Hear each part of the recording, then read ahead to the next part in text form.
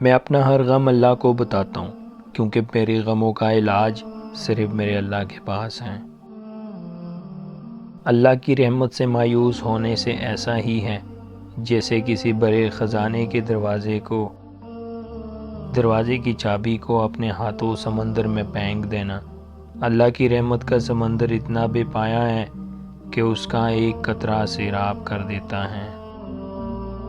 دیکھو، انسان کو مٹی سے بنے گھڑے کی مانند ٹھنڈا، عاجز اور تکبر سے خالی ہونا چاہیے۔ جس کا ماضی حال اور مستقبل سب مٹی ہو، اسے تکبر زیب نہیں دیتا۔ مشکل وقت میں آگے پیچھے کسی کی راہ مت دیکھیے، کوئی نہیں آنے والا۔ اللہ سے رجوع کرے، کیونکہ جہاں انسان کا حوصلہ ختم ہو جاتا ہے وہاں سے رحمت خداوندی شروع ہوتی ہے۔ ہمارا مقصد اپنے رب سے ہمیشہ اور ہر وقت قریب ہونا ہے۔ اللہ کی جانب جاتا رستہ بہت طویل ہے۔ ضروری نہیں کہ سارے کے سارا عبور کر لے، ضروری صرف یہ ہے کہ ہمیں جب موت آئے نا تو ہم اس رستے پر موجود ہوں۔